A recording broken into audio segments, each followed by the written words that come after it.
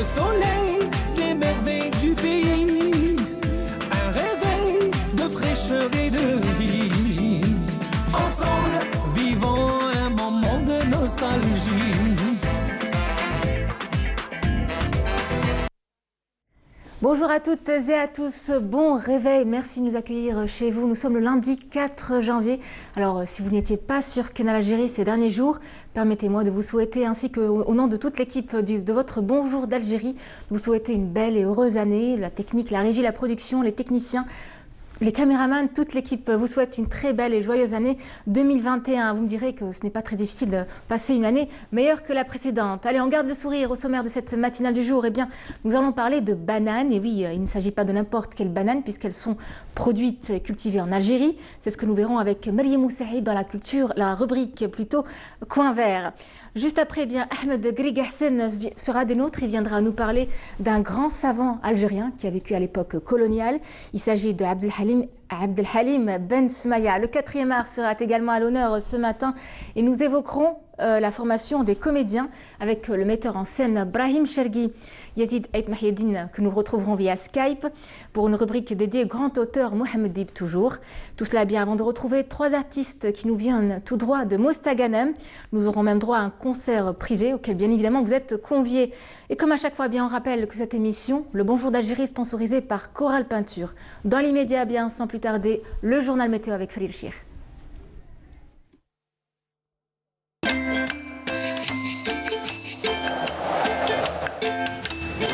La météo vous est présentée par Mobilis. Mobilis, أينما كنتم. Farid, bonjour. Bonjour à vous, Nour, et bonjour aussi à tous ceux qui nous regardent ce matin. Un réveil. Bonne année. Merci à vous aussi. Il a fait froid. J'allais dire, oui, j'allais dire. Il a beaucoup neigé. Exactement, j'allais dire un réveil glacial, quand vous l'avez sans doute ressenti. Comme prévu par Météo Algérie, il continuera à faire froid, moins froid par rapport à ces dernières 48 heures.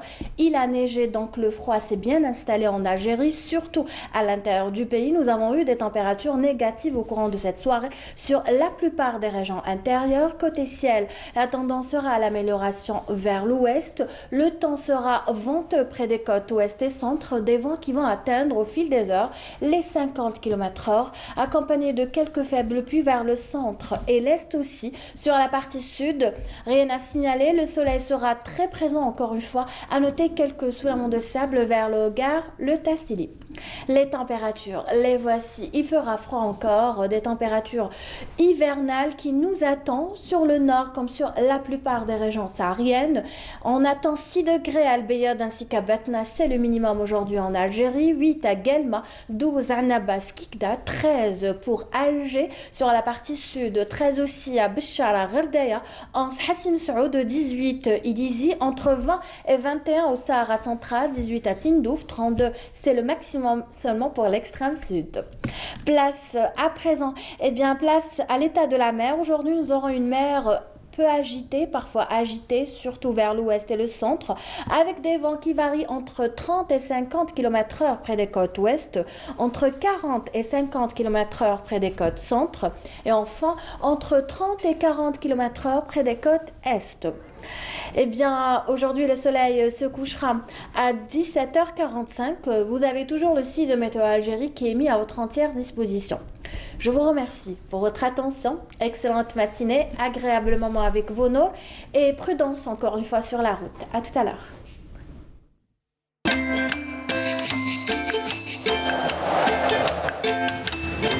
La météo vous est présentée par Mobilis. Mobilis, أينما كنتم.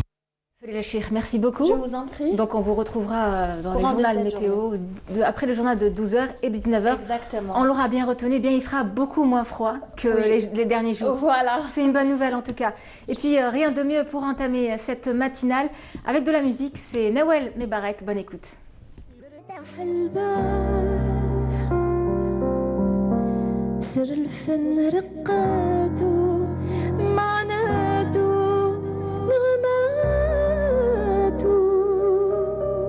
سر الزين يكمل بالمحاسن برافة وحنان صنتي فكروني ليوم زمان علموني تعدي كيلمنا كيف فكروني ليا زمان علموني هذا الدنيا رواية تعدي كيلمنا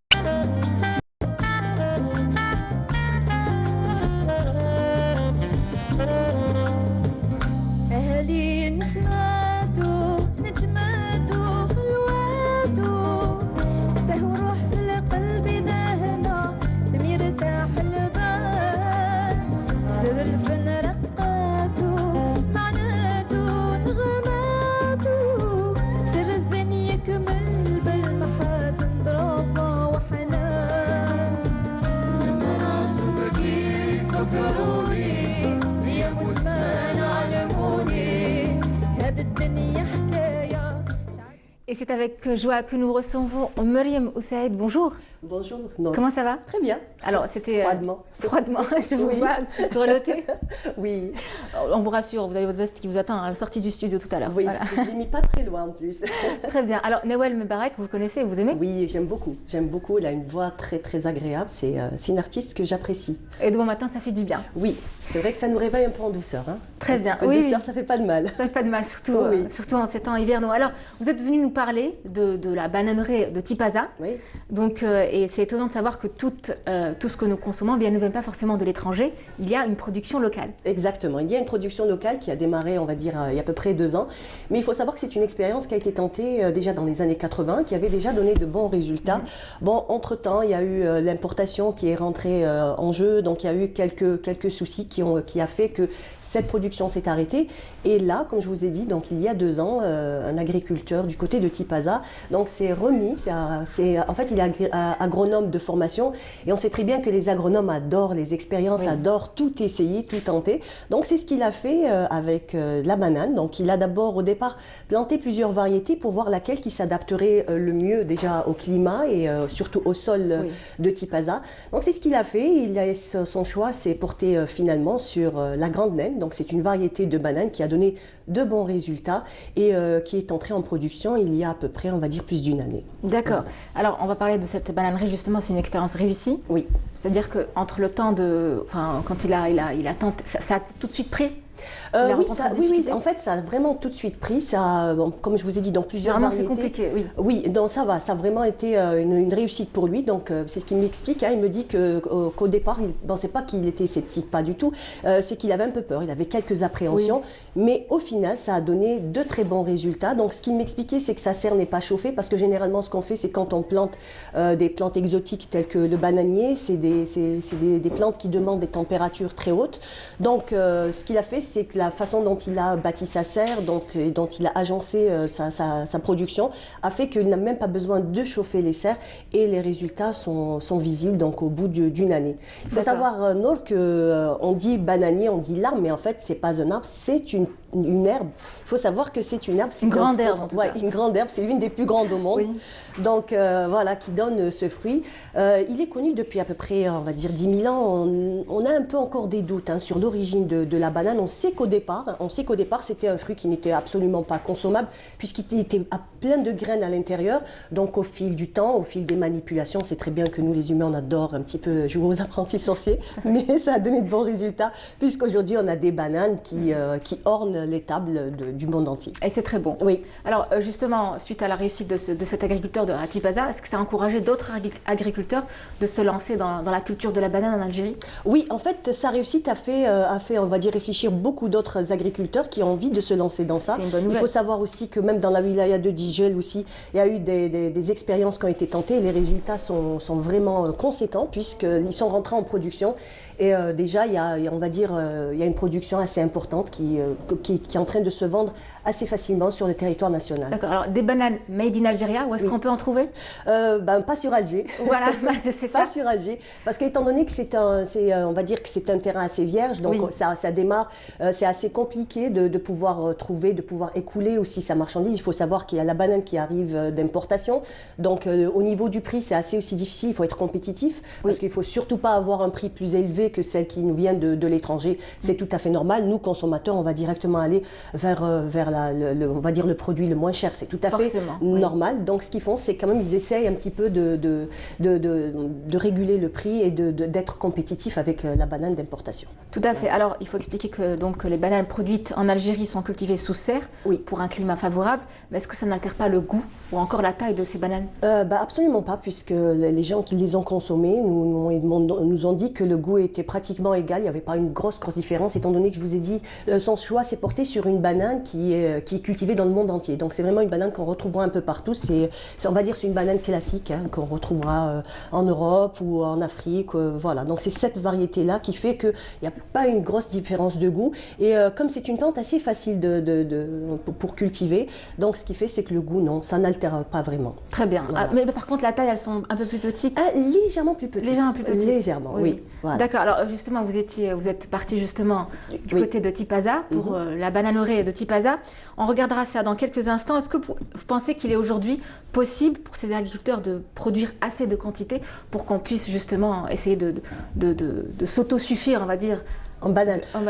J'imagine que ça ne doit pas être, on va dire, l'un des objectifs primaires parce que quand même on a d'autres cultures à mettre en valeur parce qu'il faut savoir de préférence, il vaut mieux mettre en avant nos produits qui poussent vraiment chez nous, que l'on ne retrouve pas ailleurs, tels que par exemple l'orange, la date, ce sont vraiment l'emblème de notre pays, de notre climat, c'est vraiment des plantes qui sont bien de chez nous. Donc de préférence, on va plutôt mettre l'accès sur ça, mais pourquoi pas exactement essayer quand même d'augmenter la production et surtout baisser le prix peut-être de façon à ce que ça soit beaucoup plus et qu'on importe moins surtout. Voilà, on aimerait dépendre de moins en moins de ce qui se passe à l'étranger. En tout cas, vous parlez des dates, vous avez déjà parlé des dates? Oui, il y a assez longtemps que j'ai parlé. D'accord, parce que là, on est en surproduction. Il y a une production de la date en Algérie, puisque la saison dernière, à cause de Covid oblige, on n'a pas pu écouler toute notre marchandise à l'étranger. Donc plus la production de cette année, c'est resté. Effectivement, donc vous savez, on n'est pas obligé de suivre les chiffres, on peut tout simplement suivre le marché. Donc quand on va au marché, on trouve des dates de 150 dinars jusqu'à 600-650 dinars et de très très belle qualité, vraiment de très bonne qualité. Mielleuse. Donc là, on ressent que réellement il y a eu une surproduction et c'est vraiment tout bénéf, on va dire c'est tout bénéf pour nous. Tant mieux, mangeons pour la santé, c'est très bon de bon matin. Alors on vous encourage de prendre quelques dates tous les matins. Voilà. Alors vous étiez du côté de Tipaza, vous avez fait un reportage que vous avez ramené chez Monsieur Akermi, donc je vous propose d'aller voir, c'est très impressionnant. On regarde.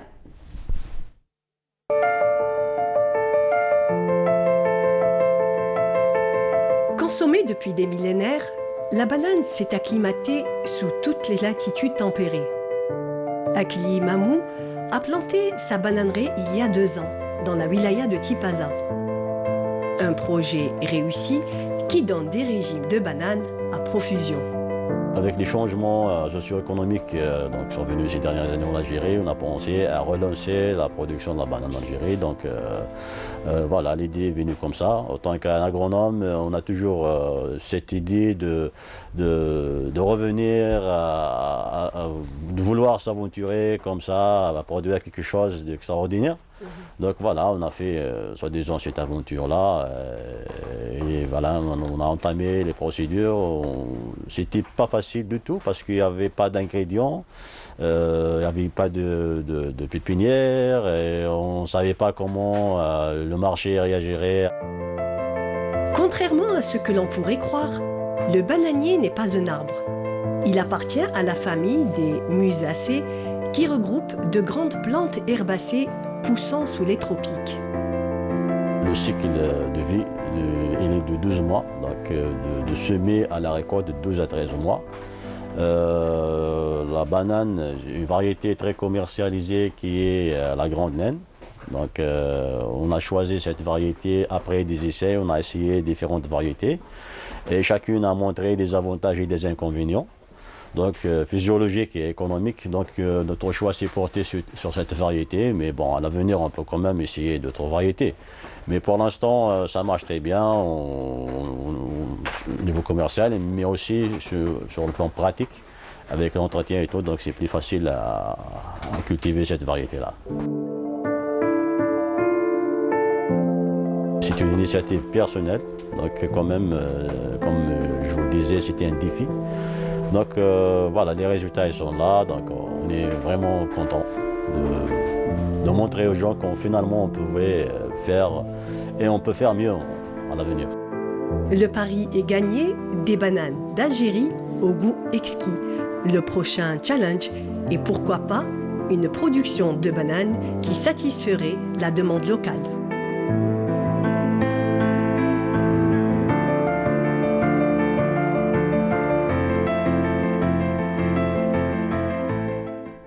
Une production qui satisferait donc la demande locale. Mariam, merci pour ce reportage. On aimerait bien que ce soit le cas à long terme, hein, sur une longue durée. Alors, où est-ce que ces bananes-là se vendent? Alors, ces bananes se vendent du côté de Djelfa. D'accord. Il faut savoir qu'il y a quelqu'un, quelqu'un qui est dans ce commerce-là, donc qui vient, qui prend des régimes de bananes verts, dès qu'ils sont coupés des arbres. Donc, il les amène, il les met dans des chambres froides et cette production est vendue au niveau de Djelfa. Donc, eux, ils ont la chance de manger la banane. Et pas nous. Non. Eh ben, on n'a qu'à se déplacer, faire du tourisme local. On va à la Tipaza, on va les réclamer, on va dire on veut les bananes Alger. En tout cas, on se croirait sous les tropiques, comme vous le disiez. C'est vrai que c'est assez impressionnant. Dès qu'on rentre, on a vraiment l'impression d'être sous les tropiques. Ouais. Et en plus, il fait chaud. Il faut savoir qu'il fait très chaud sous les serres. Donc, l'un de ses objectifs à M. Akermi, c'est d'essayer de faire de la banane bio. Chose qui n'est pas le cas, on va dire, qu'on ne veuille ou non, dans le monde entier. Dès qu'on parle de... Il pense chiffres, efficacité. Quand on dit production intensive, dit systématiquement produits chimiques. Et il faut traiter qu'on le veuille ou non. Donc, lui, c'est ce qu'il a envie de faire. Donc, essayer d'aller sur ce terrain-là, essayer de faire de la banane tout à fait bio. Et c'est ce qu'il m'a expliqué. Hein. Il m'a dit qu'il essayait de mettre le moins possible de produits phytosanitaires. Il m'a dit qu'il réussissait à le faire, étant donné que ce n'est pas son milieu naturel. Il faut savoir que le bananier, c'est pas son milieu naturel. Donc, ce qu'il fait, c'est qu'il n'a pas ses ennemis. Donc, il n'a pas ses ennemis environnants. Donc, c'est pour ça qu'il réussit un petit peu à... Ça a des avantages. Exactement, ça a des avantages. D'accord. Alors, juste pour avoir une idée de combien l'Algérie importe de bananes annuellement, donc pour 2020, Mariam, on a importé plus de 300 tonnes de bananes, c'est énorme, en hausse de 25% comparativement à l'année dernière, donc à l'année 2000, enfin il y a un an et quelques jours, à 2019. Pour ce qui est du prix, donc il s'élève à plus de 150 millions de dollars. Voilà, c'est juste pour mettre des chiffres sur ce qu'on disait. On a une forte dépendance de l'importation. On espère que ces petits agriculteurs se répandent, enfin qu'il y ait de plus en plus d'agriculteurs qui produisent de la banane. Oui, étant donné que si c'est un fruit il faut savoir que c'est vraiment le fruit le plus consommé dans le monde. Hein. C'est pratiquement le fruit numéro 1. Donc on va dire qu'ils sont un petit peu à égalité entre la pomme et la banane. C'est vrai qu'on consomme énormément de bananes parce que tout simplement, surtout en hiver, j'imagine qu'on consomme beaucoup plus parce que sur les étals, il n'y a pas d'autres fruits, mis à part orange et mandarine. Donc c'est assez restreint en hiver. niveau des variétés de fruits. C'est pour ça que le prix, on va dire que la consommation de la banane a augmenté. Voilà. Très bien, merci Malmou Saïd. Merci. Merci d'avoir été avec nous. Je crois savoir que vous partez en tournage. Oui. Vous allez où? Alors je pars du côté de Douala. Ah génial. Voilà. Alors c'est pour aller voir une nouvelle ferme agroécologique, donc où on fait des espèces de formations pour les agriculteurs, pour les initier au bio, donc essayer de cultiver comme on le faisait autrefois. Ah très bien, voilà. Ça sera l'occasion de leur parler de la banane. Oui, pourquoi pas. Voilà. Très bien. Bon courage et à lundi prochain, Inch'Allah. Merci beaucoup Meriem. Alors je vous laisse avec cette chanson de Shemsou du groupe Freak Lane. C'est pour toutes les mamans et toutes les grand-mères qui nous écoutent.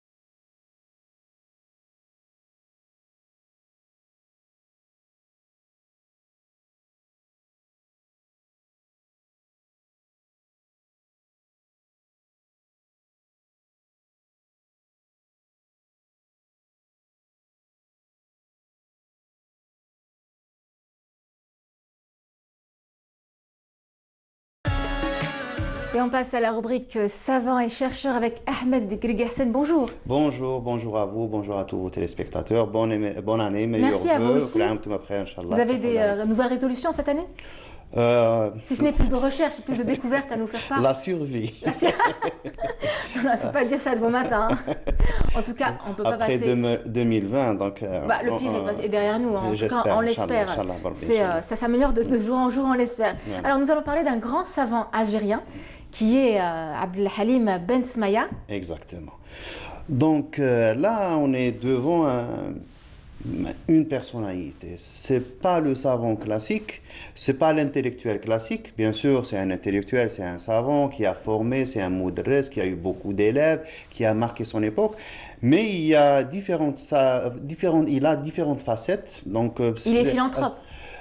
C'est un soufi, et ce qui le distingue, c'est que Cheikh Abdelhalim Ben Smaïa a été le nationaliste avant le mouvement national, avant la création du nationalisme algérien, parce qu'il a fait des prises de position et elles étaient tellement fermes qu'elles ont marqué même le mouvement national par la suite, parce qu'à la fin, il a même été ami avec l'Amir Khaled, donc les débuts du mouvement national, qu'on a commencé en 1921 avec l'Amir Khaled et puis Messali El-Hajj et compagnie, mais lui, c'était bien avant ça, c'était en 1911.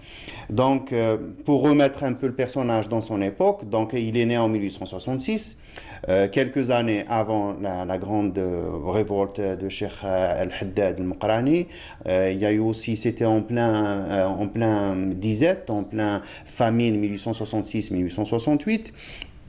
Donc, c'est ce qui va marquer un peu son enfance. Donc, il y a toujours... la société algérienne est encore ébranlée par l'occupation. Ça fait 30 ans que les Français avaient occupé l'Algérie. L'occupation n'était pas encore terminée. Donc, lui-même, il est descendant de Cheikh El-Kbabti, le dernier mufti maliki d'Alger de l'époque ottomane, qui a été exilé parce qu'il a pris position contre l'enseignement du français dans les écoles coraniques. Il était très attaché à l'éducation morale et religieuse de son enfant. Parce qu'il a les gènes de la résistance, il a les gènes de l'identité algérienne. Au moment, donc je disais après El-Mokrani et Cheikh El-Haddad, il y a eu par la suite la prise de, donc fin du 19e, il y a eu Cheikh El-Mekki, Ben Badis à Constantine et Ibn Rahal d'Undroma qui étaient un peu les leaders du mouvement national en Algérie. Donc ils ont signé des pétitions, ils ont envoyé des écrits. Donc on est au début du siècle, la donne change. La donne change, donc on va passer à autre chose. Donc lui, il va passer la Grande Guerre, 14-18, donc, et les préparatifs. Il va voir aussi l'insulte des festivités du centenaire. Donc il va vivre dans ce contexte. Donc Cheikh Abdelhalim, bien sûr, c'est la formation d'un intellectuel. Je disais que son père était parti avec son grand-père Cheikh El-Kbabti à l'exil, donc il a passé quelques années. Apparemment, c'est en Égypte qu'il a profité des réformes faites par Mohamed Ali Bek d'Égypte. Donc puis il est rentré, il s'est marié, il a eu Cheikh Abdelhalim, il a eu aussi son frère aîné Omar qui était l'artiste, un artiste peintre connu, ami du père des frères Rassim. Donc il va étudier au début, il va prendre le Coran chez Cheikh Hassan Boubouchachia, donc en plein Kasbah, parce que son père était Moudres à Jama Safir au début, puis à la fin il est devenu Moudres à Jama Jdid. Donc il va étudier donc Cheikh Ali Ben Haj Moussa, Cheikh Ali Ben Haffaf, Ben Qzadri, donc Abassoum, Cheikh Ben Hamouda et Cheikh Tahir Al-Hadiri. Donc c'est une formation classique. Mais le bonhomme n'était pas classique. Donc il a une maîtrise, une intelligence. Il maîtrisait aussi l'hébreu. Il va s'intéresser, il apprend aussi le français parce qu'il le parlait. Je ne sais pas s'il le lisait ou pas, mais il le parlait. Et puis, il a été engagé en 1896 comme enseignant à la Madrasa Ta'alibia. Madrasa Ta'alibia, c'est l'école franco-musulmane, c'est le madrasa. Donc, elle était destinée à former les bash'ad, donc le corps des institutions religieuses en Algérie. C'était les qadis, les bash'ad, les imams, les moudres dans les mosquées, etc., etc. Donc, c'est là qu'il a commencé. Il a eu le cours de l'éloquence, le balara. Donc, le balara ou le bayan, c'était sa spécialité. Quand son père a pris sa retraite en 1900, il est devenu moudres à la place de son père à Jama Jdid. Et là, il a commencé à enseigner tout. Donc, le tafsir, le mantiq, le falak, il a tout enseigné. Et l'un de ses meilleurs élèves, de ses plus grands élèves qu'on a tous connus, donc, c'est Cheikh Abdelrahman Jilali. Et justement, je me base sur le travail, le témoignage de Cheikh Abdelrahman Jilali sur Cheikh Abdelhalim Ben Smaïa. D'accord. Donc voilà. Il est écrivain, enseignant, bien journaliste, oui, musicien, il a plusieurs casquettes. Justement. Et c'est aussi un grand soufi. Oui. C'est un pôle du soufisme du XXe siècle en Algérie. Donc, c'était juste avant Cheikh Al-Alawi. Et puis, par la suite, on a eu Cheikh Omar Bouhafz Zmouri. On a eu Cheikh Belqaïd par la suite. Il y a eu d'autres chouyours qui sont les pôles du soufisme en Algérie au XXe siècle, lui, il a été l'un des plus grands, bien que cette facette n'est pas très développée, n'est pas très connue. Donc, il y a deux événements sur lesquels donc, il faut les souligner. Le premier, c'est la visite de Cheikh Mohamed Abdou en Algérie en 1903. Donc, été 1903, il y a Cheikh Mohamed Abdou qui vient visiter Alger, après avoir visité en 1902 une année ou deux avant, il avait visité Constantine. Il revient à Alger où il rencontre la notabilité d'Alger, les ulama d'Alger. Et ils ont eu un échange pendant une petite semaine comme ça. Il y a eu beaucoup d'échanges. On n'a pas tout le détail sur ce qui s'est passé. Il y a Saad Eddin Ben Cheb qui a écrit un article sur ça. Mais Cheikh Abdou a gardé beaucoup de liens avec les Algériens de l'époque. Donc il y avait Cheikh Mohamed Ben Khouja, on a parlé de lui. Cheikh, bien sûr, Ben Smaya. Il y avait sûrement Cheikh Al-Medjawi qui était aussi une sommité à l'époque. Donc c'est toute la nomenclature algérienne qui a assisté à ce... Quels étaient les échanges, quels sont les détails. On connaît juste un indice. À la fin, ils ont demandé à Cheikh Mohamed Abdou de faire des durs de tafsir. Il leur a dit quelle sura, ils lui ont dit Surat al-Asr. Donc, et avec toutes les significations et le ma'ani de Surat al-Asr. Donc, c'était vraiment un échange subliminaire. Donc, et tout se faisait dans les signes et les indications. Il faut suivre mon regard, comme disait l'autre, pour comprendre. C'était ça. Donc, ils ne pouvaient pas vraiment développer, ils ne pouvaient pas s'exprimer à l'époque avec l'occupation française. Donc, tout se faisait comme ça. Ça, c'est un fait très important qui a dû marquer et Cheikh Abdelhanim Mesmaya et toute la nomenclature d'Alger. 1911, il y avait les préparatifs de la Grande Guerre 14-18. Les Français voulaient passer à la conscription des Algériens. Il y avait beaucoup de résistance, et de la part des colons français, et de la part des Algériens. Les colons français donc, avaient peur, ils disaient si on leur apprend à manier les armes, ils vont se retourner contre nous, ils vont nous chasser. C'est ce qui s'est passé par la sans qu'ils nous apprennent quoi que ce soit. Ah, exactement, oui. Les gens. Mais d'un autre côté, ils avaient besoin d'effectifs. Donc l'Empire commençait à dépasser leurs limites démographiques, donc ils ne pouvaient plus satisfaire en termes d'armée, en termes de soldats, donc ils avaient besoin d'effectifs, à prendre les effectifs de leur propre colonie, donc ils voulaient prendre des Algériens, mais les Algériens, pour eux, c'était clairement non. Ils se sont opposés. À Alger, quand il y a eu la rencontre en juillet 1911, la rencontre s'est faite à la mairie d'Alger. C'est à Al-Qasba, donc c'est la mairie de Al-Qasba, donc il y a dans la salle de réunion, il y avait toute l'élite algéroise, donc il y avait les notables bien sûr, il y avait les ulama, il y avait les nationalistes, il y avait les modernistes comme on les appelait, donc il y avait de tout. Et ils devaient s'exprimer avec le maire d'Alger à l'époque. Il leur a posé la question, quelle était franchement leur position vis-à-vis de la conscription algérienne. Le premier à parler, c'était apparemment Cheikh Abdelhalim Mesmaya. Il commence à développer. Il leur dit combien même les Algériens allaient obtenir la nationalité française par la suite. Ils finiront par perdre leur identité, ils finiront par perdre leur foi. Ils ne seraient plus musulmans. Parce que le risque, c'était d'aller affronter des musulmans et tuer d'autres musulmans. Il y avait aussi le fait d'aller tuer des gens, des innocents, et aller les tuer chez eux, pour que l'Empire français se développe encore plus. Donc il était hors de question d'accepter. Bon. Mais par la suite, il y a eu, bien sûr, avec toutes ces hésitations, avec toutes ces négociations, en 1914, donc ils ont opté par la conscription des Algériens, et ce qui a fait donc il y a des Algériens, il y a eu des milliers de victimes algériennes à cause d'une guerre qui n'était pas la leur, tout simplement. Et puis donc, pendant la trêve de 14-18, donc il n'y avait plus d'activité intellectuelle à Alger, il n'y avait pas grand-chose à faire. Je pense que même je suis sûr que les cours de la Ta'alibia se sont arrêtés. La reprise s'est faite en 1919. Et là, donc, il y a aussi l'Amir Khalid qui arrive et qui commence son mouvement avec l'Iqdam. Donc, il commence à créer un mouvement de revendication, de négociation, d'essayer d'y aller pas par pas, d'acquérir quelques avantages, donc de récupérer quelques droits. Donc, et Cheikh Abdel Halim Ismaïa y a participé. Donc, on lui a retrouvé quelques publications dans la revue L'Iqdam, où il exprimait une position. C'était toujours, il faut lire entre les lignes, parce qu'il n'allait pas s'exprimer ouvertement comme ça. Donc, tout ça, c'est Cheikh Abdel Halim Ismaïa. C'était donc un savant précurseur du réformisme. Exactement, c'est un réformiste. C'est un titre qui lui a été décerné. Pourquoi ? Parce que c'était les premiers Algériens qui ont bu dans le ruisseau du réformisme, dont les leaders étaient Cheikh Al-Afghani et Cheikh Mohamed Abdou.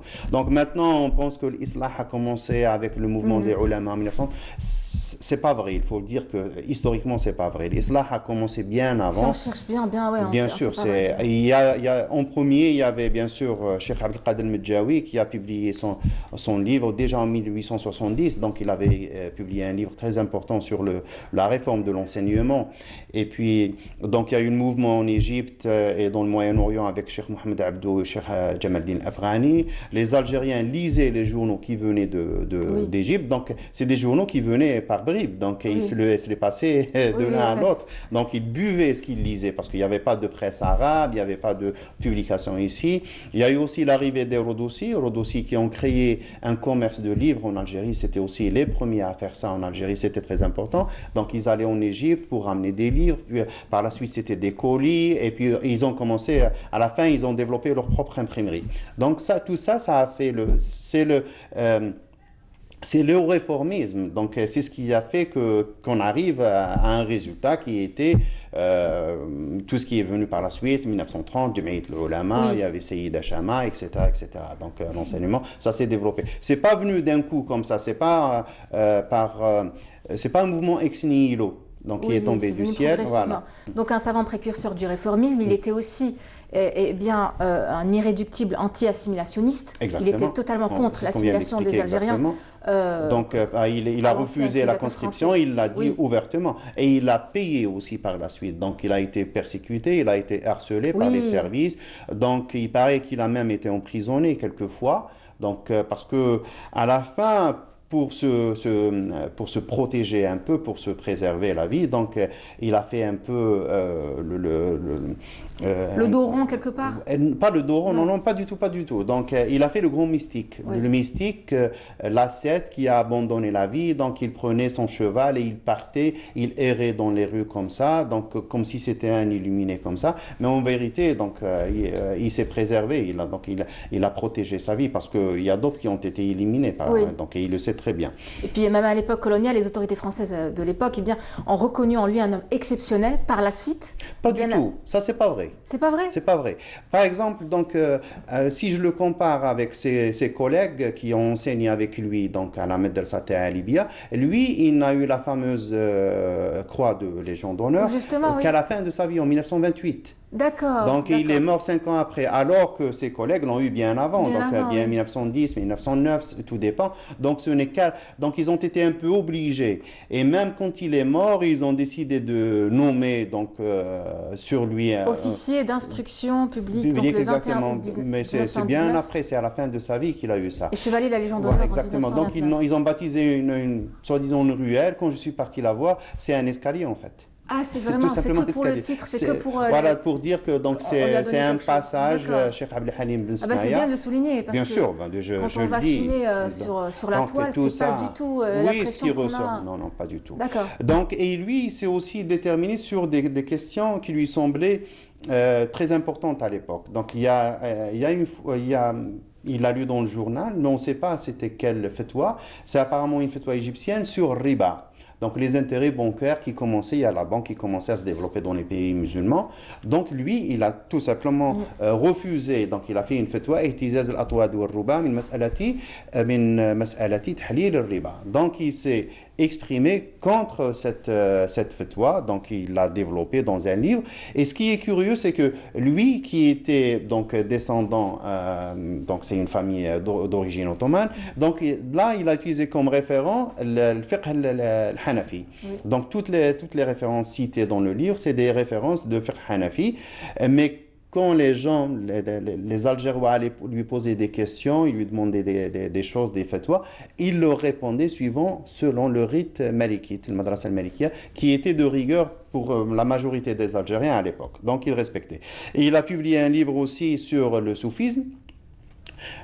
Personne ne l'a vu pratiquement, même Cheikh Abdelrahman Jilali apparemment il ne l'a pas vu, parce que apparemment il s'est exprimé contre certaines positions de Tariqa Tijaniya, je ne sais pas qu'est-ce qui s'est passé, et du coup les gens sont partis, ils ont acheté tous les exemplaires, ils les ont fait disparaître. Donc ça c'est aussi... Il y a aussi une autre facette, c'était aussi un poète. Oui. C'était aussi un poète, donc point de vue soufisme, au début il a été rahmani, donc il a embrassé Tariqa Rahmaniya apparemment parce qu'à l'époque Cheikh Mohamed Ben Qasim al-Hamni, donc il venait s'installer une fois par an à Sidi Mohamed à Alger. Apparemment il a été rahmani, il a été sûrement rahmani, puis il est devenu aussi Tijani par la suite, il a été même muqaddam de la Tariqa Tijaniya à Alger. Donc ça. Et puis il y avait aussi une tradition très connue à Alger, c'est la tradition des mouloudiyat. À l'époque, donc dès le début de Rabi' al-Awwal, du mois du prophète salam de naissance, donc il faisait des séances de sama', donc c'était des qsaïd qu'il chantait dans les différentes mosquées d'Alger. Il commençait par Sidi Abdelrahman Ta'alibi, Jama' al-Kbir, puis Jama' Jdid, puis à la fin ils font jusqu'à Sidi Mohamed pour la fin. Ils faisaient une tournée une fois par semaine.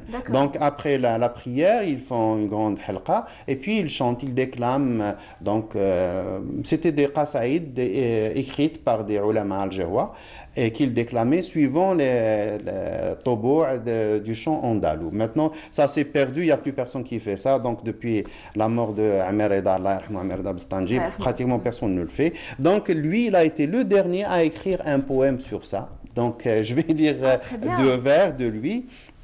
Donc, il dit... يا روح سار تعطر من نشر أهل الخيام بالله سر تتخطر واحمل إليهم سلامي بلغ إلى أهل طيبة مني عظيم التحية قف وقفة مستطيبة عند كريم السجية وانشق هنالك طيبة من روضة عبقرية. C'est très beau. Bien sûr, c'est Cheikh Abdelhalim Nsmaya. Oui, ça nous donne envie de lire la suite aussi. Je n'ai pas la suite, ça c'est Cheikh Abdelrahman Jilali qui a cité dans quelques vers de ce poème dans son livre. Et puis sa mort, son décès quand il est mort, donc janvier 1933, je termine, je sais que... Donc, c'est intéressant, mais moi je me suis oubliée. Exactement, je m'excuse.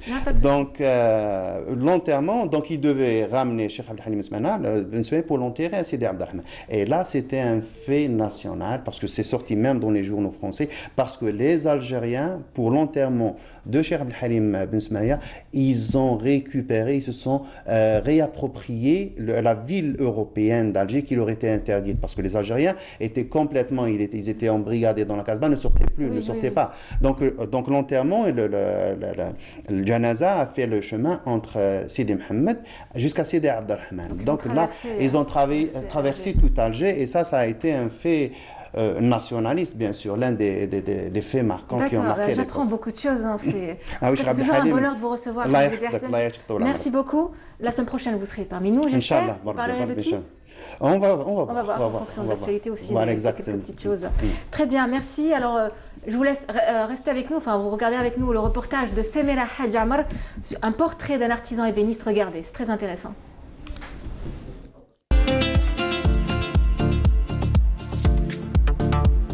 Cœur d'artisan, métier d'art, voici le portrait de Meharib El Hadi, un enfant de Meshtita à Tipaza. Il a reçu la passion du bois par héritage. أصلنا أنا نسكن هنايا في وسط الجبل في وسط الغابة في وسط البلاصة تربينا مع الخشبة هذه مع اللوح وزدت درت فورماسيون في لامينويزري درت لامينويزري بينيستوري باتيمون خدمت فيها مدة معينة.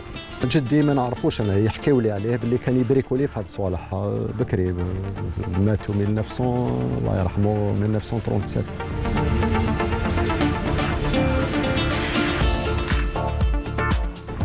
Il coupe, il rabote et il façonne des objets qu'il choisit par amour. Du cèdre d'Espagne à l'olivier, rien ne lui résiste. Tout se transforme en œuvre d'art. هذه حطبت على عرعر. والله هذا يريزيستي يعيش بليس دو في أكثر من 200 سنة يعيش عندنا هنايا. تخدم به تقدر تخدم به كل شيء. تخدم به واش تحب. كاين الزيتون ثاني. زيتون فوالا. هذا نخدموا به طباصه، نخدموا به الكيسان، نخدموا به بزاف صوالح. De la cuillère à la chaise berçante, de la vaisselle au mobilier, El Hadi Mehareb nous raconte le processus de création. هذه مغرفه ناكلوا بها. من بكري كنا نشريوش تاع الحديد اللي راهم يتباعوا هنايا في لا ريجون تاعنا، كاع كانوا ياكلوا بهذه. كانوا عندنا ناس اللي كانوا يخدموها هنايا، مازالوا بوح كبروا دركا حبسوا. دركا انا راني نخدم فيها وشنو ما هما بكري ما كانش لوتياج كيما راهو عندي هنايا. انا عندي سياري بون تخدم بروميير اوبيراسيون تقطع في لا سياري بون هذه لا فورم تاعها ايتو نحفرها هنايا بزيسيزو. كاين نوتر تكنيك نستعملها ثاني بلا شينيور، نخدم مولات بلا شينيور نستعملها باش نحفرها هذه. انا صنعتها التقنيه هذه وسيتو هذه تخدم بالزيتون. L'artisan ébéniste a des rêves plein la tête, un projet qui lui tient à cœur et peu de moyens. Avec un peu d'aide, il pourrait réaliser le projet de sa vie.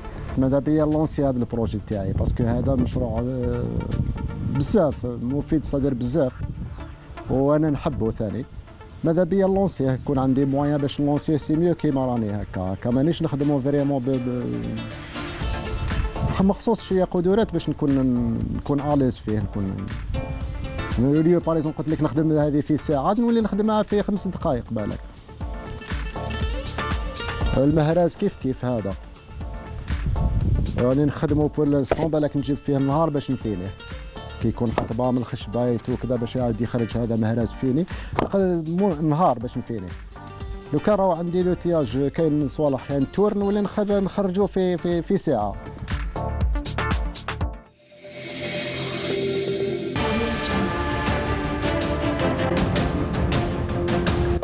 Enfin, une peinture algérienne aux normes internationales. Tous vos besoins en peinture intérieure, peinture métal, préparation de support ou peinture extérieure, choisissez Coral Peinture. Coral Peinture, c'est les maths à faire.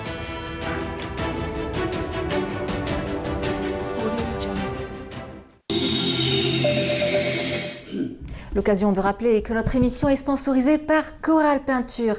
Place à présent au 4e art, on va parler de théâtre avec notre invité metteur en scène Brahim Chergui. Bonjour.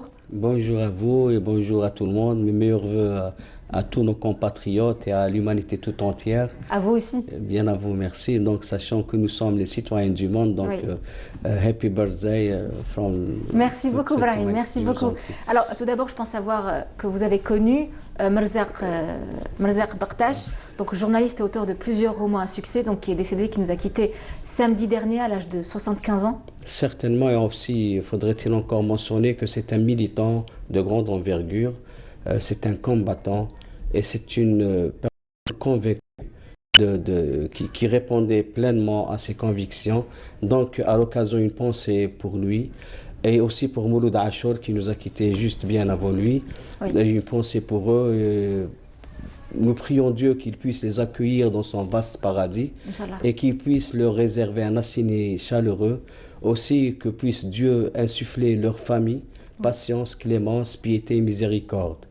À tous ces gens-là, à tous ces grands hommes de culture, nous tirons une révérence interminable avec un chapeau tiré trop bas pour ce qu'ils ont produit pour notre société, pour l'éveil qu'ils constituaient pour la société et pour cet aspect libérateur civilisationnel qui nous ont insufflé à travers les temps, à travers les âges et les ans.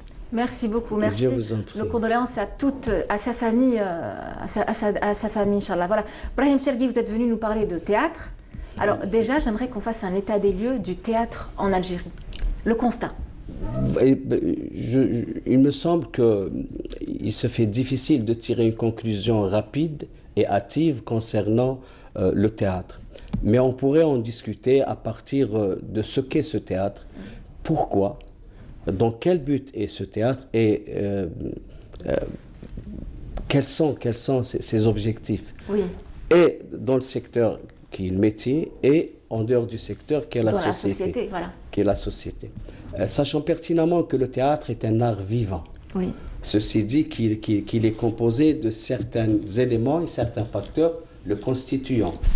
À partir de ceux qui sont au devant de la scène et ceux qui sont dans les coulisses. Oui. Parce que la plupart ignorent que le théâtre, c'est un ensemble de personnes qui travaillent pour un seul objectif et pour un seul but. C'est un peu comme la télé, les médias. Hein. Certainement, parce que par exemple la télé, c'est un côté technique, un côté artistique, et un toute côté une équipe derrière, oui. qui sont les journalistes et les animateurs. Donc le théâtre, c'est du pareil au même. Maintenant, il faudrait définir le théâtre. Qu'est-ce qu'est le théâtre? À partir de Schill, on disait que c'est le miroir grossissant de la société. Mais c'est aussi la prise de conscience de la société. Le théâtre étant une forme d'expression, et on est dans le divertissement. Mais étant une forme de lutte, on est dans l'éveil, dans la prise de conscience, dans les positions réelles évolues par rapport à telle ou telle situation ou tel acte. Maintenant, la constitution de ce théâtre, c'est quoi? C'est l'élément humain, l'être humain. La répartition se fait à l'intérieur par rapport à des métiers et non des professions. Non des professions. Donc, les métiers, c'est d'abord, nous avons l'acteur, nous avons le compositeur, nous avons le scénographe, nous avons le costumier. Et le metteur en scène. Le metteur en scène a été créé a connu naissance à partir du comédien, de l'acteur. Ça, c'est un petit peu la répartition artistique. Nous avons aussi la répartition technique. C'est le régisseur du plateau, le machiniste, l'accessoiriste. Et nous avons aussi, c'est réparti entre les deux pôles, la régie son et la régie lumière, qui peuvent faire partie et de l'artistique et de la technique. Maintenant, comment on pourrait définir le théâtre? Est-ce une profession? Est-ce un métier? Le théâtre, c'est un métier, ce n'est pas une profession. Parce que l'art de l'acteur, dans la nomenclature des actes, tous les corps dont je viens de citer font partie des arts et métiers. Et ce n'est pas une profession. Le côté administratif qui, lui, régit le théâtre est professionnel, fait partie de la nomenclature professionnelle. D'accord. Alors justement, on va justement en immersion dans les coulisses d'une pièce de théâtre pour voir justement tous ces métiers qu'on ne voit pas forcément lorsqu'on va voir une pièce de théâtre. On regarde, c'est un sujet signé Sihem Knouch. Notre rideau se lève aujourd'hui sur le monde du théâtre. Le théâtre, c'est une scène, des comédiens, mais pas que. C'est aussi des coulisses et des ateliers d'autres personnes qui ne sont pas forcément sur le devant de la scène. Dans chaque pièce, il y a 5 ateliers, plus le régisseur, c'est lui qui dirige.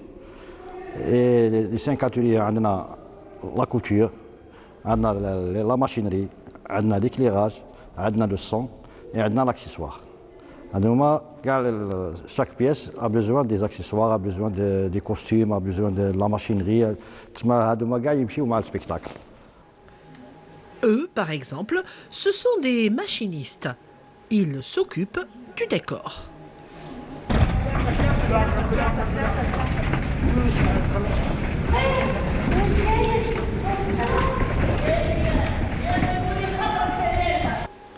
Le théâtre, c'est aussi des costumes.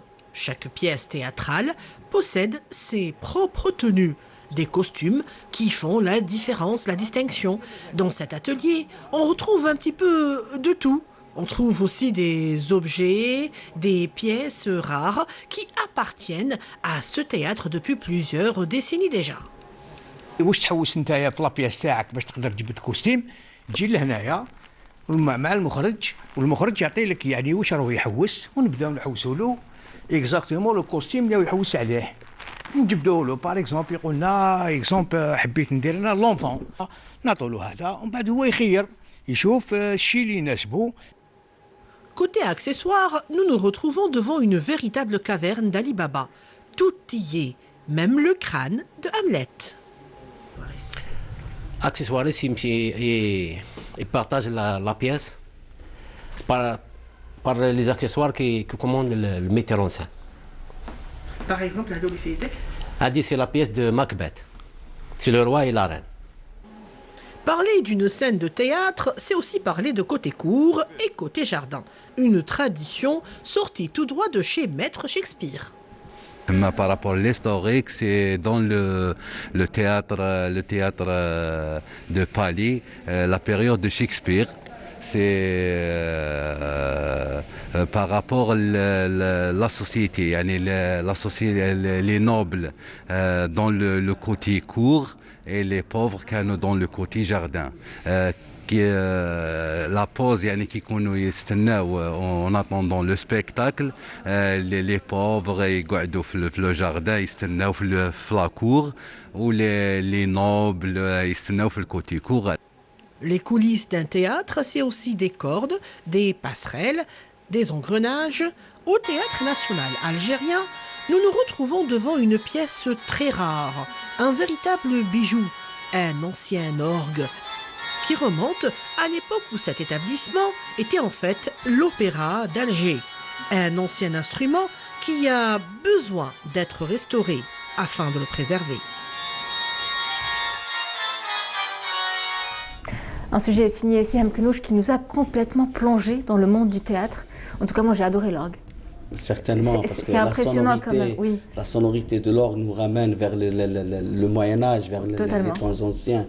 Et puis c'est une culture, l'aspect culturel de l'orgue, nonobstant son côté théologique et religieux, en tant qu'instrument culturel, c'est aussi la référence d'une certaine époque. Il a une identité. L'identité aussi. Maintenant, et puis c'est la couleur et l'odeur de l'air sous forme d'époque, bien sûr. Oui. Maintenant, on en a vu pendant le reportage les costumiers, le régisseur, l'accessoire, etc. Faudrait-il dire aussi que, par exemple, la machinerie, c'est un métier complet, réel et voulu. Parce que le machiniste devrait avoir une formation conséquente qui puisse lui permettre d'identifier le centre. C'est-à-dire quand on a vu au niveau des coulisses, côté cour et jardin, là où il y a des cordes, il y a une numérotation de chaque corde par rapport à chaque herse. D'accord. Et par rapport au poids que devrait apporter la corde. La corde pour justement justifier d'un équilibre. D'accord. Aussi, il y a la passerelle. Je ne vais pas m'étaler trop sur cela. Oui, mais là. j'imagine pour tous ces métiers, il y a des formations. La régie aussi, c'est une formation aussi. Oui. L'accessoire, le costume par exemple. Le costume n'a pas cet aspect très simpliste. Le costume nous renvoie vers l'époque. Quand on a par exemple une pièce de théâtre d'Henri IV ou de Louis XIV, il faudrait reconstituer les costumes à partir du tissu, à partir du graphique, à partir de la forme et à partir de l'ensemble d'accessoires, de motifs que devrait avoir ce costume pour l'identifier, etc., etc. La régie par exemple, le régisseur devrait connaître et la machinerie et la passerelle et le temps de lever du rideau de fer, de sa descente, des issues de secours, il devrait être au courant de tout ce qui se passe à l'intérieur du spectacle. Il devrait apprendre tous les personnages au cas de difficulté qui puissent, lui, remplacer le comédien ou la comédienne, etc. etc. Donc, ce n'est pas des choses comme ça qu'on pourrait balancer à tout azimut avec simplicité. Est-ce qu'il y a des écoles qui proposent des formations complètes en théâtre? Actuellement, je crains fort bien qu'il y ait des écoles qui puissent former ou proposer cette formation. Mais il me semble qu'il est temps de revenir vers le sens et l'essentiel, de revenir vers la formation académique, de laisser parler les techniciens et les spécialistes du métier. Parce que nous sommes dans un domaine de spécialisation et de spécialité intégrale. On ne peut pas improviser là-dedans. Chaque précision a toute son importance. Et surtout pour édifier les générations futures sur de bonnes bases. Nous en disposons de beaucoup de pédagogues, de beaucoup d'instituteurs, de beaucoup de formateurs, de beaucoup de critiques. Tous ces gens-là ne demandent qu'un espace pour pouvoir s'exprimer et puis inculquer leur savoir à d'autres et à savoir aux générations futures. Là, nous sommes devant une croisée de chemin. Ou bien nous allons vers le bon sens, ou bien nous allons nous tromper de chemin. Et à ce moment-là, il faut faudrait pas dire qu'on n'est pas arrivé quand on s'est trompé de chemin. Il va falloir revenir vers l'essentiel, vers la pédagogie, vers des méthodes conséquentes de pédagogie appliquée pour pouvoir permettre aux générations futures d'avoir et le savoir et de se permettre le travail avec ce savoir. Oui. L'art, c'est quelque chose de facile, mais de difficile en même temps.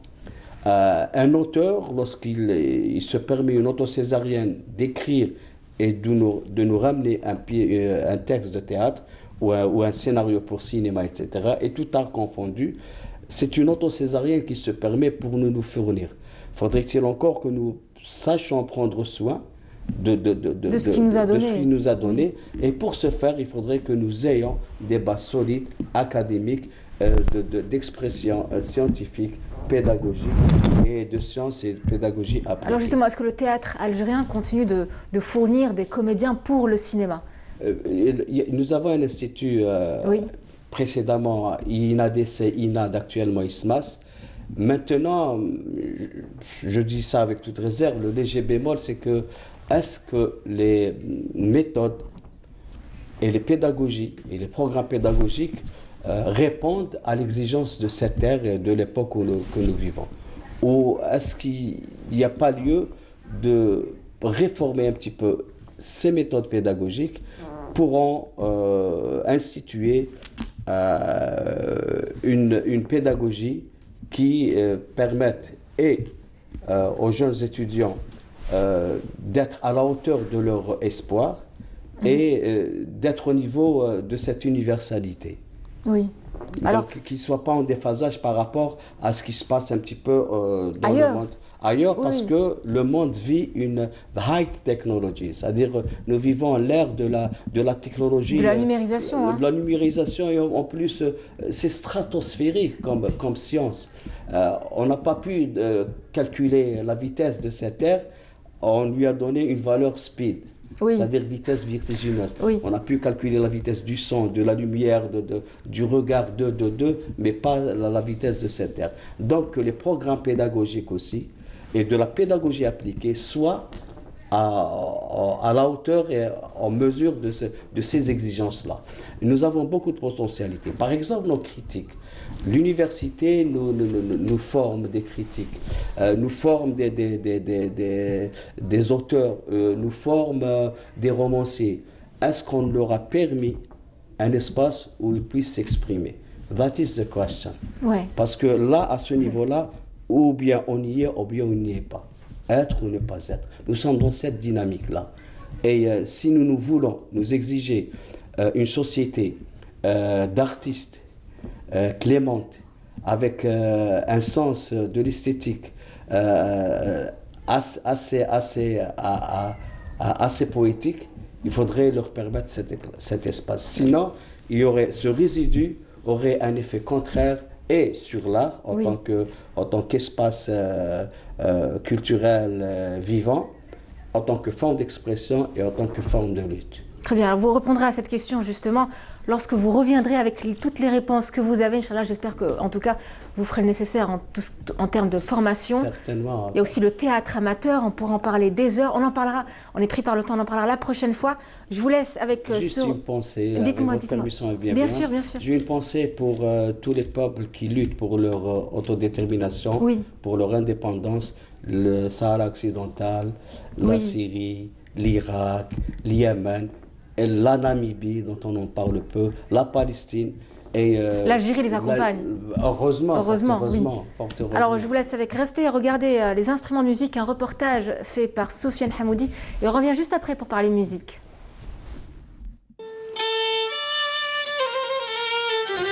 Le confinement aurait-il fait naître des vocations? Depuis le début du confinement, les vendeurs de musique constatent un fort regain d'intérêt des Algériens pour leurs produits, avec un engouement particulier autour du piano et de la guitare. هذه كانت الفكرة تاع الصديق تاعي اللي هو ميوزيسيان وانا اصلا ميوزيسيان معاه وجاتنا ليدي تاع نحلو ماغازان دانسترومون دو ميوزيك بيسك حنا في الدومين هو كونيسور وانا كونيسور فوالا قلنا علاش ما نسعيوش لا شونس تاعنا ونفتحوا وبدينا في 2017 بتوفيق من الله والحمد لله. En plus d'un énorme choix, chez Mahmoud, lui-même musicien, chez lui vous y trouverez aussi les conseils d'un musicien. Lui qui a côtoyé l'association de Koléa de musique depuis l'âge de 12 ans. C'est un artiste talentueux et très passionné par la musique.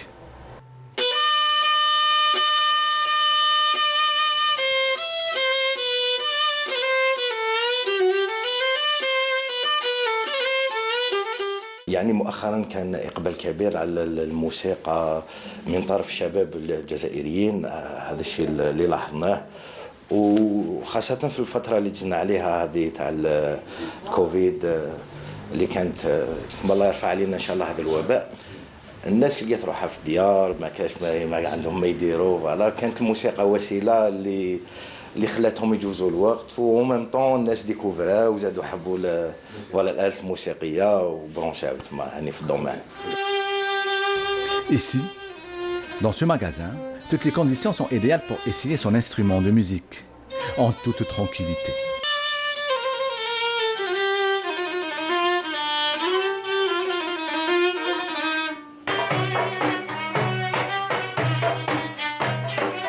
À la surprise générale, nos deux techniciens se sont reconvertis en musiciens. Une ambiance s'est régnée dans ce magasin d'instruments de musique.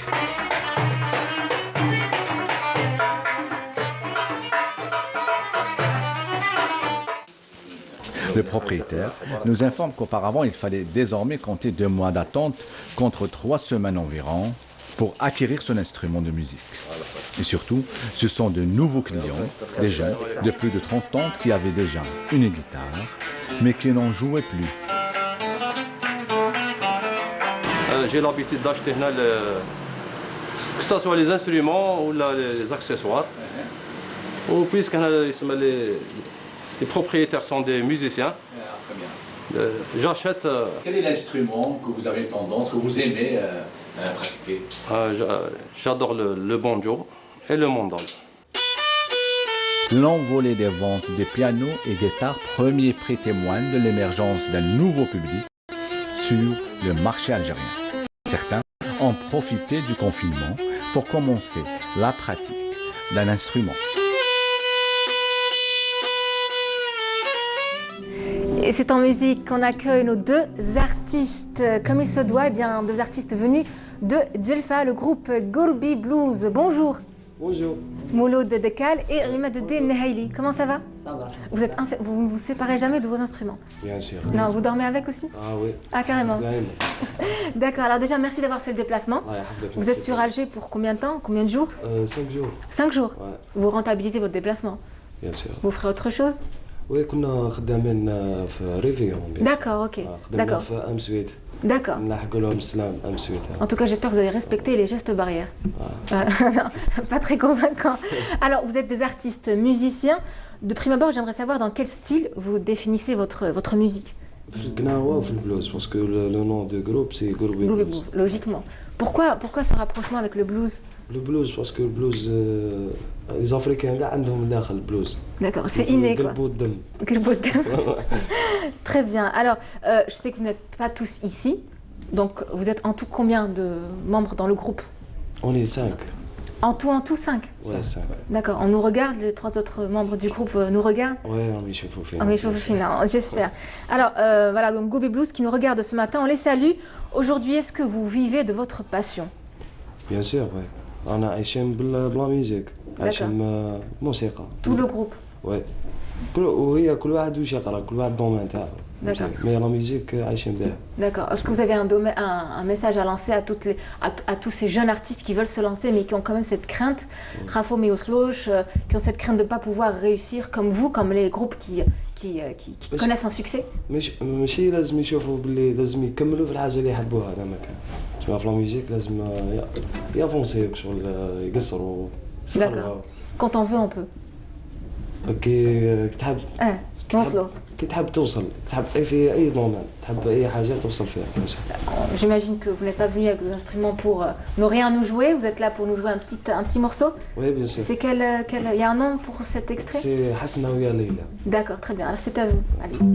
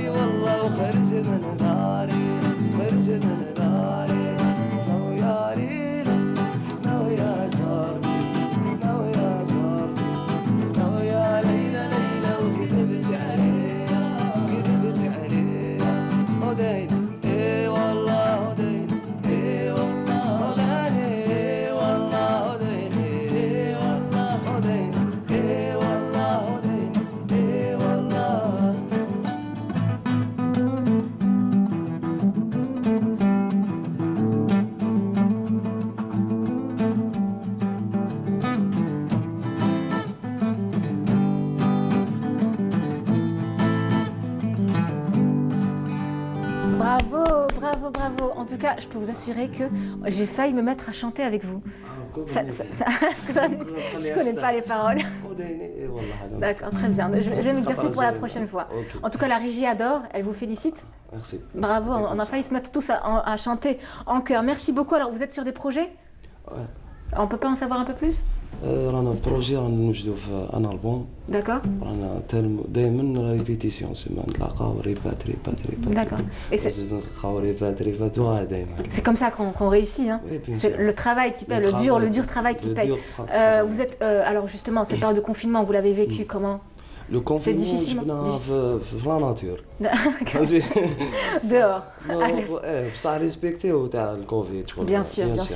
D'accord. Et je pense, est-ce qu'il y a des messages que vous avez transmis à travers votre musique, des messages pour sensibiliser la population à ce virus? شوفي نفهمك انايا بور هذا الكورونا منا سما ماذا بينك شغل نديروا الوقايه تاعنا نبروتيجيو رواحنا ننقوا رواحنا شغل مام الانسان راه شغل طغى في الارض في زدها الارض لو كان انا كاع on revient exactement. Merci beaucoup, merci Mouloud Dekel et Imad Eddin Nahaili, merci. Restez avec nous. On va contacter justement Yazid Ait Mahieddin qu'on contacte via Skype. Bonjour Yazid. Je ne sais pas si on arrive à la voir. Bonjour. Alors je vous entends mais je ne vous vois pas encore. Comment ça se passe? Ça va? Très bien. Merci beaucoup. Merci à vous aussi Yazid. Amour. Alors vu la conjoncture sanitaire, je tiens à préciser que vous n'êtes pas confiné, vous n'êtes pas malade, fort heureusement, alhamdoulilah, vous êtes en congé, vous avez quand même tenu à votre rubrique être en congé, ce n'est pas venir à la télé. Absolument, mais là, il y a la technologie qui est là. La technologie et la nature. Et la nature. Alors, vous êtes où exactement? Je suis en Kabylie, dans un village qui s'appelle Tougensef, dans la région des Ouassif. Et voilà, donc je suis là. On vous envie. Voilà. On vous envie, on aimerait être avec vous. Alors dites-moi, il neige pas, il n'a pas neigé? Je m'attendais à un paysage plus ou moins blanc. Il a neigé sur les hauteurs plus de 1000 mètres d'altitude, mais là, je suis un peu au pied des montagnes. Je suis dans la vallée un petit peu. Vous êtes bien entouré. Ah ben oui, mais il fait très très froid. D'accord, on le sent pas à votre voix, en tout cas, tant mieux. Alors, Yazid Ait Mahidine, comme tous les lundis, bien c'est l'instant. Mohamed Dib, vous êtes venu nous parler de quel ouvrage ce matin? Aujourd'hui, je suis venu vous parler du talisman. Oui. Donc c'est le... Voilà, donc c'est ça. C'est le roman de Mohamed Dib. C'est un ensemble de nouvelles, donc intitulé Le Talisman. J'allais vous dire que je n'arrive pas à lire de là où je suis, je n'arrive pas à lire ce qui est écrit. Donc c'est le talisman. Merci pour le zoom, merci. Voilà. Merci. C'est un ensemble de nouvelles qui a été publié en 1966. Oui. J'aimerais bien commencer par un passage de cette nouvelle, le talisman, parce que le talisman, ce n'est qu'une nouvelle dans un ensemble, dans un recueil de nouvelles. Parmi tant d'autres, allez-y. Voilà. Donc, il dit, pendant, je vais me rappeler parce que d'habitude je lis, mais là, j'ai un petit peu oublié, mais il dit... En quittant Alger, vous avez oublié? Non, je n'ai pas oublié, mais il y a des trous de mémoire, mais en fait, il dit pendant que je me suis livré à l'interrogation inquiète, oui. Le jour s'était levé sur un espace où la souffrance est réparation. On le lit à l'écran. Le silence est parole, le vide est objet, la question réponse, le déchirement et réconciliation. De Mohamed Dib, le talisman. Donc voilà, c'est le talisman. En fait, c'est un ensemble de nouvelles. Nous avons déjà au début, tandis que les oiseaux, c'est un dialogue entre un maître tisserand et son apprenti, et ça parle de la guerre, ça parle de la vie, ça parle de ces familles aristocrates, bourgeoises, qui, la guerre, parce qu'il y avait la guerre, ils ont fait faillite. Ils vivent ça d'une manière assez... Parce que c'était la guerre. La guerre, c'est aussi le délitement de toutes les structures sociales, de toute la bourgeoisie qu'il y avait à l'époque. Donc, il y avait aussi ce déclassement des élites. Après, il y avait la Quadra. La Quadra, c'est un grand zoom sur une Algérie un peu multiconfessionnelle, un peu multiraciale, parce qu'il y avait le quartier des Gitans, il y avait une certaine amitié toute naïve entre les populations, mais encore la guerre en toile de fond qui a donné aussi des maladies comme la peste, et parce que la nouvelle se termine sur ça. Et puis, ce qui est... Oui, on écoute. Oui, ce qui était très important, c'est que c'est un roman qui est comme disait Jacqueline Arnaud, c'est une allégorie à l'écriture et une allégorie pour le salut par l'écriture. Donc, la nouvelle, le talisman, c'est en quelque sorte Herz, c'est en quelque sorte un travail sur le langage, un travail sur... Parce que, en fait, ça parle d'un village qui a été ravagé par la colonisation, un village qui a été soumis à la répression coloniale, et l'auteur-narrateur arrive, il est face à cette mémoire diurne et nocturne. Et face à cette mémoire, il questionne les morts, il questionne les tombes, il revient sur ce devoir de mémoire. Et lui aussi, le narrateur, il a été soumis à la torture. Et pour oublier la torture, il se cherche, il fait un travail sur les mots, sur les verbes, et retrouver ce talisman qui le sauvegarde pour oublier, pour faire un travail de thérapie face à cette torture, parce qu'à l'époque, en 1966, c'était aussi le débat sur la question de la torture utilisée systématiquement par l'entreprise coloniale, comme nous connaissons tous le livre La question d'Henri Allègre. Donc, en quelque sorte, c'était dans le débat général de l'époque, et Mohamed Dib est intervenu par ce talisman pour dire son mot et pour faire son travail de mémoire déjà et son travail de questionnement de cette pratique barbare qui est la torture. Merci beaucoup, merci Yazid. En tout cas, je peux vous assurer que... Je voulais juste aussi dire que ce roman, ou cette nouvelle, je la dédie également à ce village Tougansef qui a été parmi les villages qui ont été soumis à la répression coloniale. Et c'était parmi les premiers villages en Kabylie qui a été évacué. Et toute la population a été vraiment exilée. Certains se sont retrouvés en France, d'autres se sont retrouvés dans la région de Ain Oussara, dans la région de Karet et un peu partout. Je dédie aussi ce roman à tous les martyrs de l'Algérie et de cette région de Tougansef, dont l'un des héros n'est autre que le commandant Simoussa, Allah yarham. Merci beaucoup Yazid Mahieddine. Eh bien, merci pour toutes ces pensées, ça leur va droit au cœur j'imagine. Nous aussi on va terminer avec une très belle pensée et on est toujours avec nos artistes qui nous viennent tout droit de Djelfa. Merci. Merci. Encore d'être... Je ne me suis pas trompée. Merci pour l'invitation, oui, de Djelfa. D'accord, vous restez encore avec nous. Alors vous savez, chaque 4 janvier, eh bien, on célèbre la journée mondiale du braille. La naissance de Louis Braille, donc l'inventeur de ce système d'écriture en relief que vous connaissez, qui est le braille. On aimerait bien se quitter avec une pensée à toutes les personnes malvoyantes qui ont des déficiences visuelles, donc qui souffrent de cécité. Une pensée en musique, on pourrait en avoir? Bien sûr. Oui. Très bien, ça commence.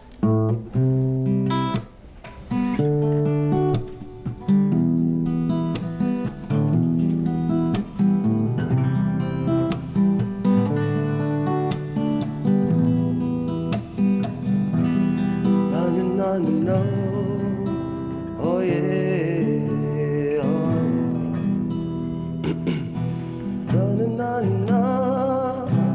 oh yeah,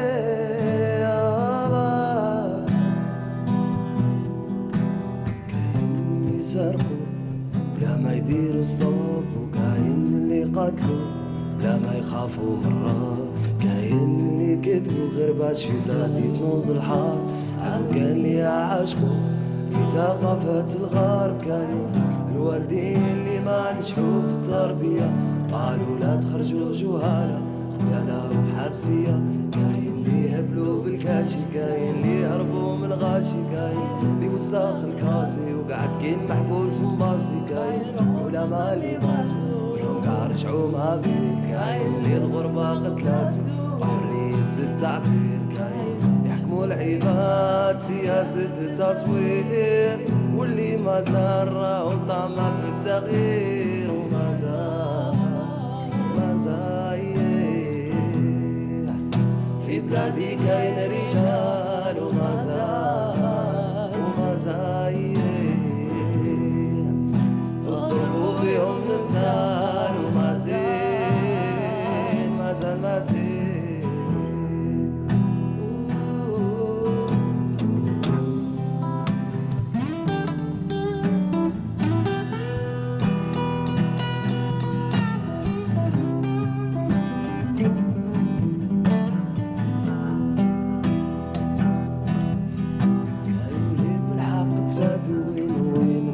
تسير وانت صوت الفقروهات وفقرو تسير، كاين المسكين اللي في كرشو مازال مازول، كاين المسخين اللي بسنقا دارو القصور، كاين معلمين اللي ولا مجرمين ما صابوش عليها وين 5 مليون و200، كاين. Nous arrivons à la fin de ce numéro. Merci de nous avoir été fidèles. On remercie notre sponsor Coral Peinture, aux rubricaires et invités, chers invités de marque, évidemment toute l'équipe de la Régie 7. Quant à moi, eh bien, je vous retrouve demain, 8h30, même heure, même chaîne. Excellente journée à vous avec la suite de nos programmes sur Canal Algérie.